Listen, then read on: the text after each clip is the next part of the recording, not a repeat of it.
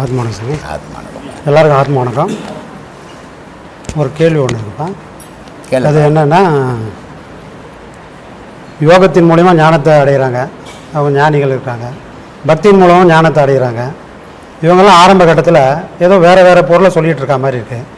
ஆனால் முடிவான நிலையில் என்ன பார்த்தோம்னா எல்லாரும் ஒரே பொருளை சொல்கிற மாதிரியே இருக்குது. இந்த எல்லாரும் ஒரே பொருளை சொல்லும்போது அவங்க எந்த நிலையில் இருக்காங்க? பயணம் ஸ்டார்ட் பண்ணும்போது வேறு இடமா இருக்குது, சேரும்போது ஒரு இடமா இருக்குது. அந்த சேர்ற இடம் எந்த இடமா இருக்குது? என்னுடைய வாழ்நாள்லேயே கிட்டத்தட்ட எனக்கு ஒரு 5000 சீடர்கள் இருக்கிறாங்க. ஆனால் இருந்தாலும் கூட என்னுடைய கேள்விகளுக்கு பதில் இல்லை, அவங்களுடைய கேள்விகளுக்கு நான் பதில் சொல்கிற விதம், இது எல்லாம் எவ்வளோ கிட்டத்தட்ட ஒரு 14 வருஷமாக நடக்குது.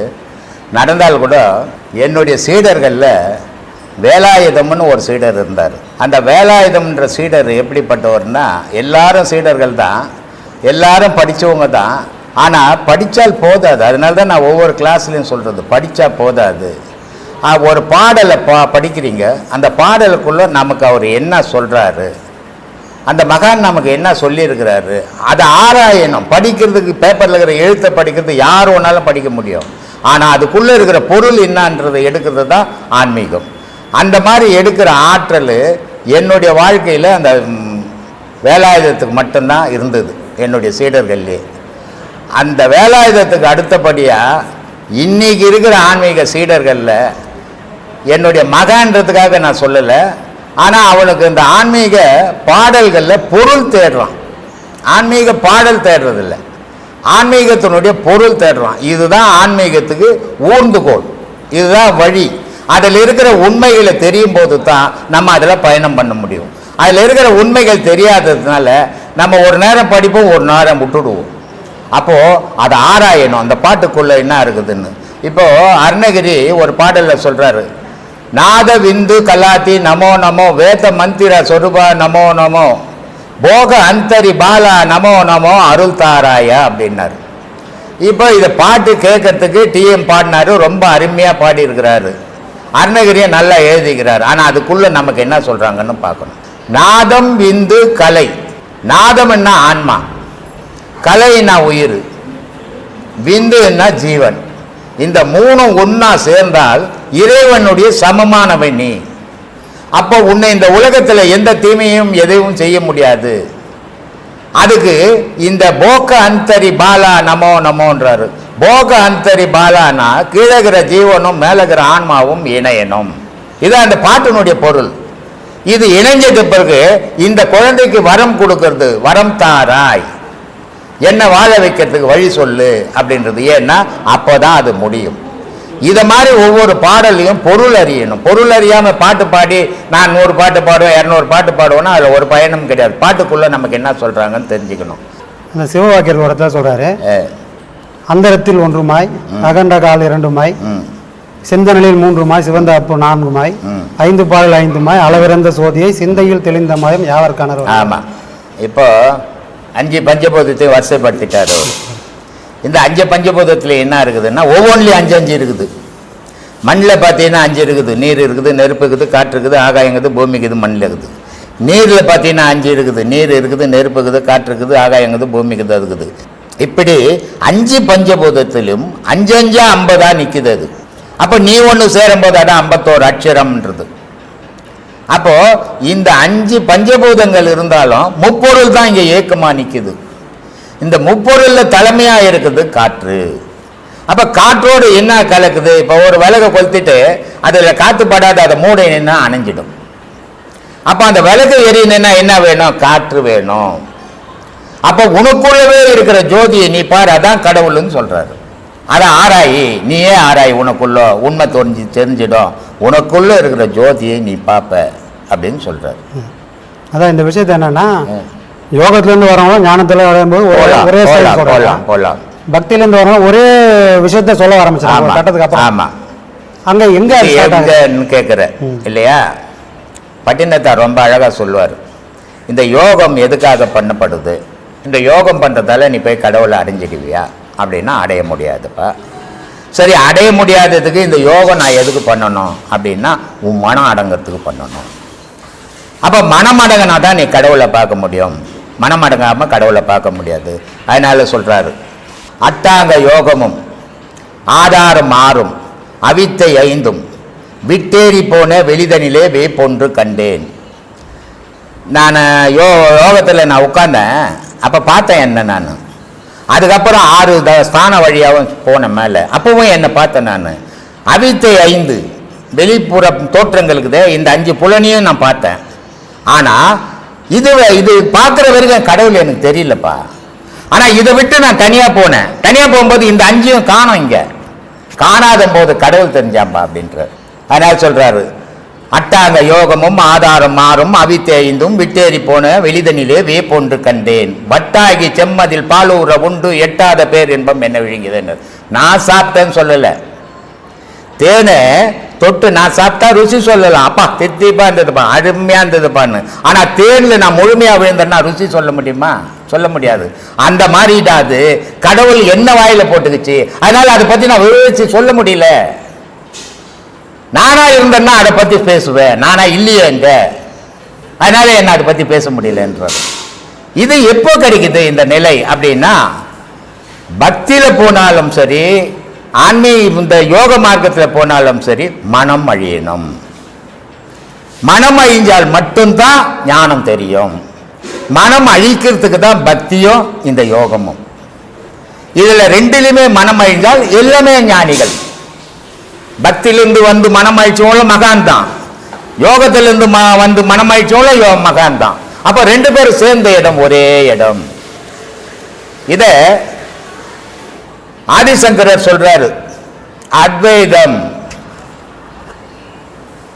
அத்வைதம் என்ன? உலகம் ஒன்று, நீயும் அதுதான். உலகம் ஒரு பொருள், கடவுள் ஒரு பொருள், நீயும் ஒரு பொருள் தான். இங்க எங்கேயும் வேற்றுமையே கிடையாதுடா அப்படின்ட்டார். அப்போ அது இல்லைன்னா இங்க ஏக்கமே இல்லடான்ட்டார். இது அத்வைதம். உடனே ராமானுஜர் வந்தாரு, துவைதம்னாரு. இது என்னங்க அவர் அத்வைதம்னாரு, நீங்க துவைதம்ன்றீங்களே அப்படின்னாரு. 2பா அப்படின்னாரு. இது எப்படி பெரிய பெரிய மகான் வந்து இப்படி மாத்தி மாத்தி சொல்லலாமா? தப்பு இல்லையா இது? கேட்கிற உனக்கு குழப்பம் வந்துடாதா அப்படின்னா, இவர் என்ன சொல்றாரு, உனக்குள்ள நீ இருக்கிற, ஆனா உன்னை தெரியுமா? தெரிஞ்சாதானே நீ ஒரு பொருளாவ. தெரியறதுக்கு முன்ன நீ வேற அது வேற தானே அப்படின்னு ராமானுஜர் சொல்றாரு. அவர் ஆதிசங்கர் என்ன சொல்றாரு, அது இல்லைன்னா நீயே இல்லையே, அப்ப நீ தான் அது, அதான் நீ அப்படின்றார். அப்போ 2 மகான்கள் சொல்றது ஒரு விஷயம்தான். இப்போ மனிதன் ஒரு இனம் இருக்குது, தெய்வம்னு ஒரு பொருள் இருக்குது. இந்த மனித இனம் தெய்வத்தை தேடும் போது துவைதமாய் போச்சு. என்னது? மனித தெய்வத்தை தேடும் போது துவைதமாச்சு. மனித தெய்வத்தை தேடி அடையும் போது அத்வைதமாய் போச்சு. 2 பொருளும் ஒரே பொருள். இதெல்லாம் புரியாம நமக்கு ஞானம் புரியாது. கடவுள்னா என்னன்னு தெரியாது. சும்மா கடவுள் கத்திரிக்காய் கட்டில கத்துற மாதிரி கத்துறது கடவுள் வராது. உன்னையே நீ இரவும் பகலும் ஆராய்ச்சி பண்ணிக்கணும். உன்னையும் அவனையும் ஆராய்ச்சி ஆராய்ச்சி தெளிஞ்சு நிக்கணும்.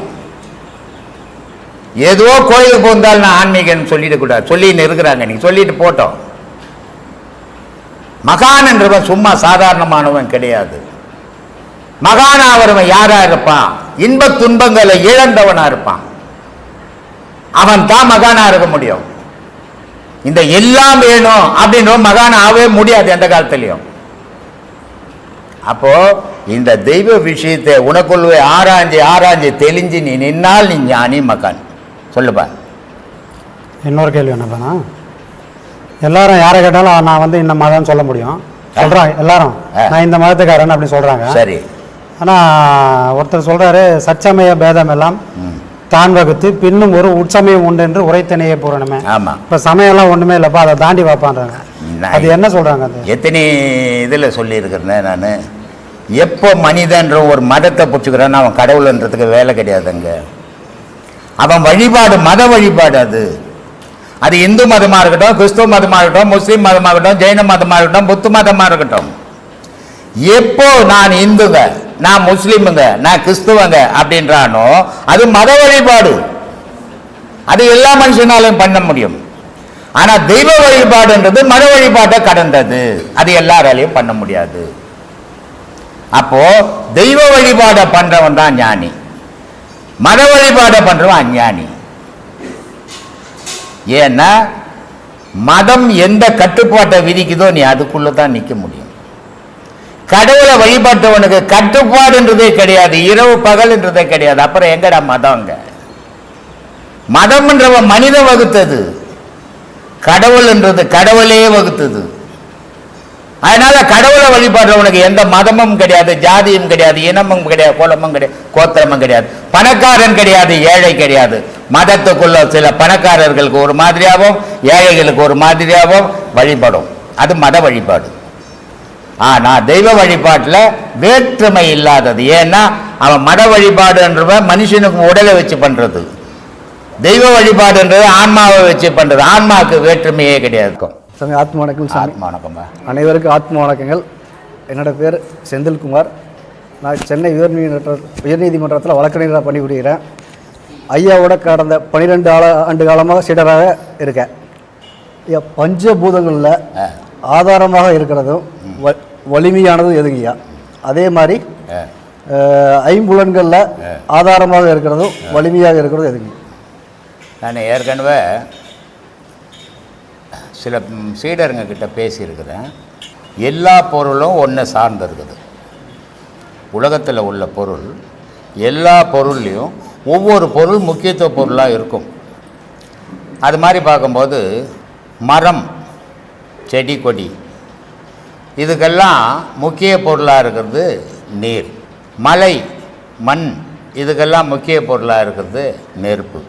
மனுஷனுக்கு மற்ற ஜீவராசிகளுக்கு முக்கிய பொருளாக இருக்கிறது காற்று.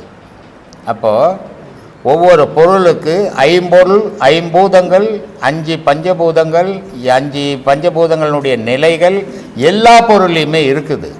இருந்தாலும் அதை ஆதிக்கம் செலுத்துறது ஒவ்வொன்றில் ஒவ்வொரு பொருள். மரம், செடி, கொடியெல்லாம் பார்த்திங்கன்னா நீர் முக்கியம். நீர் இல்லைன்னா அது இருக்காது, மற்றது எது இருந்தாலும். அதே மாதிரி மண், மலைகள் எல்லாம் பார்த்திங்கன்னா தட்டைகள்லாம் நெருப்பு வரும், அது நெருப்பு முக்கியத்துவம் கொண்டது.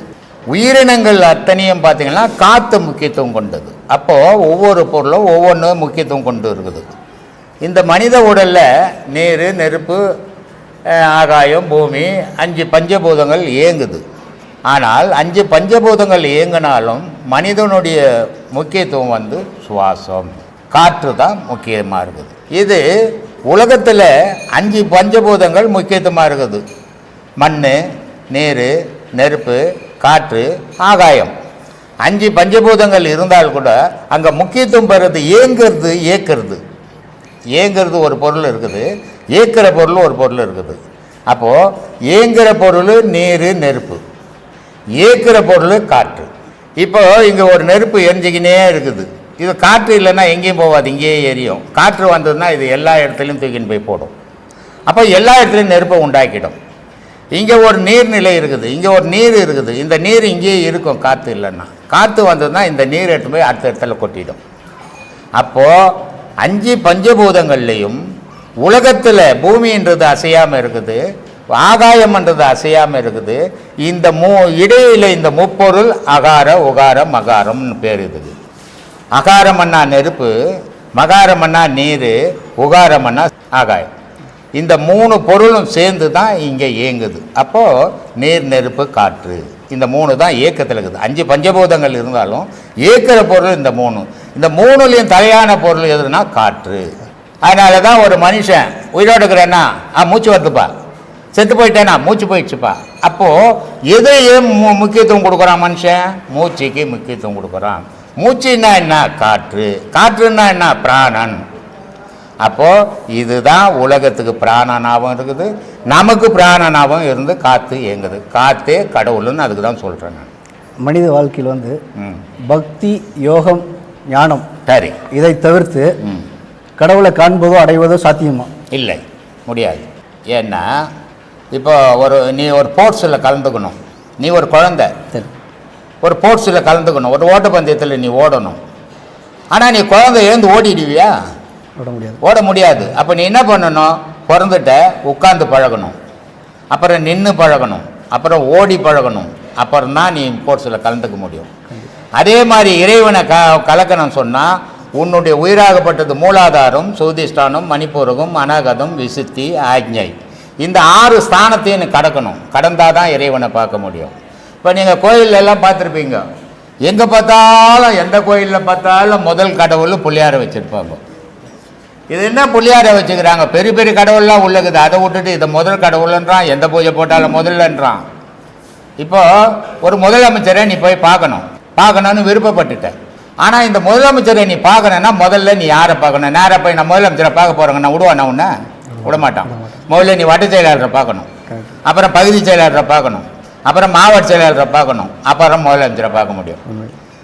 அப்போது வட்ட செயலாளர் மாதிரி உட்காந்துங்கிறார் பிள்ளையார் உடம்புல. முதல்ல அவர் அனுமதி கொடுத்தா தான் நீ அடுத்த இடத்துக்கு போக முடியும். அப்போ முதல் இருக்கிறது கடவுள்.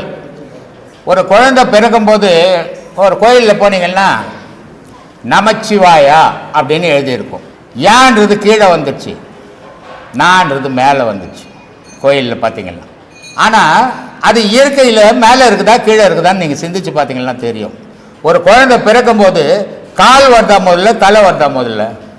ஒரு குழந்தை பூமியில் பிறக்க போகுதுப்பா, அதுக்கு கால் வருதா முதல்ல, தலை வருதா முதல்ல? தலை தானே வருது. அப்போது வந்து கீழே தானே வரணும். ஏன்றது பொருவ மையம்.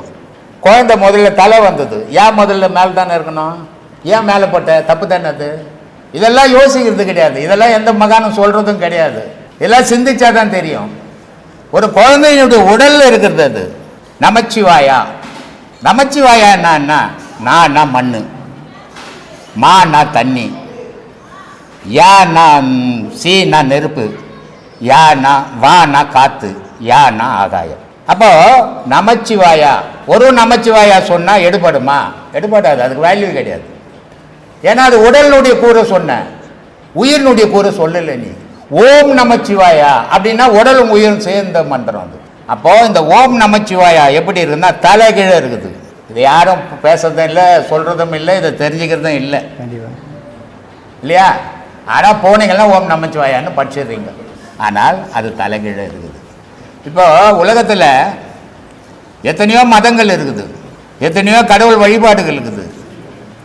ஆனால் இந்த ஓம்ன்ற ஒரே ஒரு வார்த்தை எந்த மதத்துக்கும் இல்லைன்னா அது உயிரற்ற மதம் அது. ஏன்னா செயற்கையால் செய்து வச்சுக்கிறது மதம், இயற்கையால் இருக்கிறது ஓம். ஒரு விதையத்து போய் மண்ணில் நடுங்க, அந்த விதை முளைச்சி வரும்போது பார்த்தீங்கன்னா ஓம் வடிவல் தான் முளைச்சி வரும். ஒரு குழந்தையினுடைய கர்ப்பத்தில், தாயினுடைய கர்ப்பத்தில் குழந்தை இருக்கும்போது இருக்கிறத பாருங்க, ஓமனுடைய வடிவல் தான் அந்த குழந்தை கர்ப்பத்தில். அப்போது ஓம்ன்றது இயற்கை, மீதி மதங்கள் செயற்கை. ஆனால் உண்மையை உணர மறுக்கிறான் மனுஷன். அதனால இவன் உண்மையை தெரிஞ்சிக்க முடியாமையே போயிடுறான். எண்ணிப்பார், உன் தாய் வயத்தில் வேற மதத்தினுடைய தாய் வயத்தில் பாரு, அந்த குழந்தை வேற மாதிரி இருக்குதான்னு பாரு. உலகத்தில் இருக்கிற அத்தனை தாய் வயத்துலேயும் அந்த குழந்தை ஓம் வடிவல் தான் இருக்கும். அந்த இம்மு தான் தொப்புள், அந்த குழந்தை மாவடிவல் தான் இருக்கும். அந்த இம்மு வைக்கிறது தான் தொப்புள் கொடி. அது இல்லாத வேற மதம் வேற மாதிரி குழந்தை பிறகுதுங்கன்னு காட்டுங்க பார்க்கலாம். காட்ட முடியாது. ஏன்னா மதங்கள் என்றது இன்னைக்கு தோன்றியது, அது எந்த காலத்தில் வேணா மாறிக்கினே இருக்கும். மனுஷன்ற உலகம் உள்ள ஒன்று தான், ஒரே பொருள் தான் இருக்குது. நீர் ஓணும் மனுஷனுக்கு, நெருப்பு ஓணும், காற்று ஓணும், ஆகாயம் ஓணும், பூமி ஓணும், எந்த மதமாக இருந்துட்டு போ. அப்போ கடவுள் என்றது எந்த பொருள் அப்படின்னா இந்த 5 பஞ்சபூதம் தான். இந்த 5 பஞ்சபூதம் தனியாக இருக்கிற வரைக்கும் மனுஷன். இந்த 5 பஞ்சபூதத்தை சேர்த்தான்னா ஞானி. ஞானி ஆனான்னா அடுத்த ஸ்டெப் அவனுக்கு கடவுள். இந்த யோகம்ன்றது என்னன்னா இந்த 5ஐயும் சேர்க்கறது தான் யோகம். சேர்த்துட்டா ஞானம், ஞானம் பெற்றா இந்த கடவுள். இதுதாங்க யோகம். சொல்லு செந்தில். மனதில் ஒடுங்குவது சாத்தியங்களா? உன்னுடைய பார்வையை குறைச்சின்னா மனம் ஒடுங்கும். உன்னுடைய பார்வையை விரிவுபடுத்தினா மனம் ஒடுங்காது. உன்னுடைய பார்வையை உன்னுடைய பேச்சுக்குள்ளவே நிறுத்தினா மனம் ஒடுங்கும். உன்னுடைய பார்வையை உன் பொண்டாட்டிக்கு, உன் தாய்க்கு, உன் அண்ணனுக்கு, உன் தம்பிக்கு கொடுத்துட்டீங்கன்னா உன் மனம் ஒடுங்காது. அதனால தான் சொல்லியிருந்தேன், மனம் மனத்தினில் ஒடுங்கி. மனம் சாகணும் நான் சொல்லவே இல்லை, எப்பவுமே இது வரைக்கும் சொன்னதே கிடையாது. ஏன்னா மனம் செத்தா மனுஷன் செத்துருவான். மனம்தான் மனுஷன், மனுஷன் தான் மனம். அதனால மனம் செத்தா மனுஷன் செத்து போயிடும். அதனால மனம் சாகணும் நான் எங்கேயுமே சொல்லவே இல்லை. அதை அடக்கு, அமைதியோட வாழ்வ. அதை விட்டு ஆரவாரத்தில் போயிடுவ, அந்தமாயிடுவ. இதை தான் சொல்லிங்கிறேன். அதனால சொன்னேன், மனம் மனத்தினில் ஒடுங்கி மாயை எல்லாம் நீக்கி தூய ஒளி கிளம்பி என் துன்பம் எல்லாம் தீர்த்து தாயை காட்டி தந்தையோடும் சேரும் அருள் புரிய வேண்டும்னு. ஏன்னா எனக்கு தாய் தெரிஞ்சாதான் எனக்கு அப்பன் யாருன்னே தெரியும். சுயமாக எந்த பிள்ளையால இவர் தான் எங்கள் அப்பன்னு எடுக்க முடியாது. ஆனால் தாயை எடுத்துருவான்.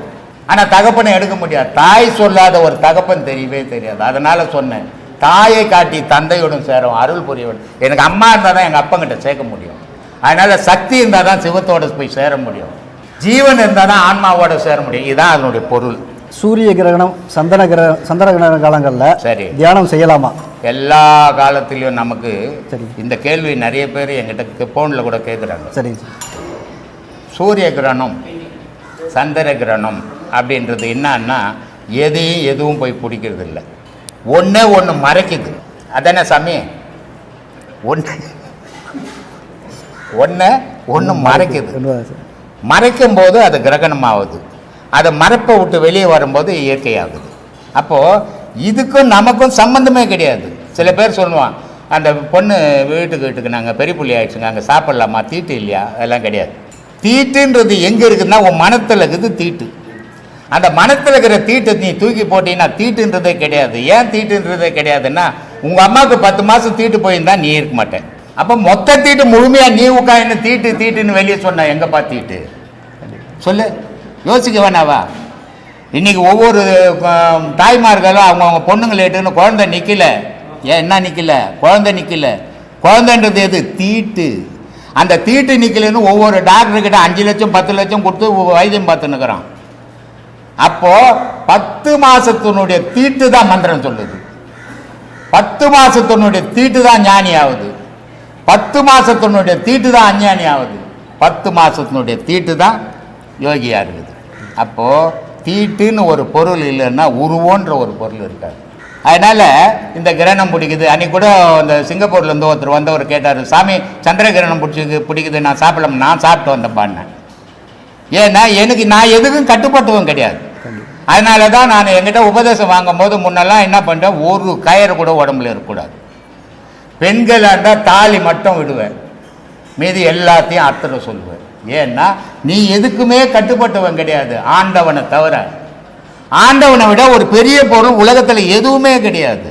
அதனால் அதை நீ வணங்கும் போது உனக்கு சூரிய கிரகணம் சந்திர கிரகணம் இதெல்லாம் இயற்கையான விஷயங்கள். அதுக்கு நீ கட்டுப்பட வேண்டியதில்லை. அந்த நினைவு இருக்கிறவங்க செய்துக்கிட்டோம், நம்ம அதுக்கு தடை போட வேண்டாம். இதுதான் சாமி என்னுடைய விளக்கம். சாமி, பொதுவான ஒரு கேள்வி சாமி. சொல்லு சாமி. மனித வாழ்க்கையை வெற்றியை நோக்கி போயிட்டு இருக்காங்க சாமி. சரி. அந்த வெற்றி அடையறதுக்கான ஒரு செயல், வெற்றி அடையறதுக்காக எது அமைஞ்சா சிறப்பான வழியாக இருக்குது சார்? வெற்றி எது? வெற்றி அதுக்கு ஏதாவது ஒரு அடையாளம் இருக்குதா? நீ தாயினுடைய கர்ப்பத்திலிருந்து பூமிக்கு பிறந்தது ஒரு வெற்றி. பிறந்த உடனே எழுந்து நடந்தது ஒரு வெற்றி. நடந்த உடனே பள்ளிக்கு போனது ஒரு வெற்றி. பள்ளியிலேருந்து கல்லூரிக்கு போனது ஒரு வெற்றி. கல்லூரியிலேருந்து ஒரு தொழிலுக்கு போனது வெற்றி. தொழிலை முடித்து ஒரு மனைவி மக்களை கட்டி பெற்றதும் வெற்றி. மரணம் அடைஞ்சதும் வெற்றி. அப்புறம் எது வெற்றி? இதில் சொல்லுங்க பார்க்கலாம். இவ்வளவும் வெற்றி தான். எது வெற்றி? உன்னை விட நான் 100 ரூபாய் அதிகமாக வச்சுருந்தா வெற்றியா? இல்லை. என்னை விட 500 ரூபாய் அவர் அதிகமாக வச்சுக்கிறாரு, அப்போ வெற்றி பெற்றவர் அவரில் தோல்வி அடைஞ்சவன் நான் இல்லை. வெற்றி என்பது யாருக்கும் நிரந்தரமானது இல்லை. ஒவ்வொரு மனிதனுடைய வாழ்க்கையிலும் அவனுடைய பயணத்தில் வெற்றி அடைஞ்சிக்கின்னு தான் இருக்கிறான். வெற்றி அடையணுன்ற நோக்கம் இருக்கிற வரைக்கும் தான் அவனுடைய பயணம் தொடரும். ஆனால் முழுமையான வெற்றியாளனாக நிற்கிறவன் இறைவன் ஒண்டி தான். மீதி பேரெல்லாம் வெற்றியை நோக்கி தான் பயணம் பண்ணான், வெற்றியாகவே இருக்கிறான். அதனால் வெற்றி என்பது எது? ஒரு எல்லைக்கு கட்டுப்பட்டதில்லை, ஒவ்வொரு மனிதனுடைய ஆசைக்கு கட்டுப்பட்டது. அது ஒரு மனுஷன் நினைப்பான், ஒரு வீடு இருந்தால் போதுங்க, அது வெற்றி அடைஞ்சிடுவோங்க நானுன்னுவான். ஒரு வீடு கட்சிடும் அவனுக்கு. இன்னொருத்தன் நினைப்பான், நீ என்னையா ஒரு வீடு வச்சுக்கிறேன், நான் 4 வீடு கட்ட நீ அதைய வெற்றின்னுவான். அப்புறம் எது வெற்றி? ஆசைக்கு எல்லையற்று போவதா வெற்றி? ஆசை எல்லையோடு நிற்பதே வெற்றி. அவனுடைய வாழ்க்கையினுடைய அமைதி பொருள்.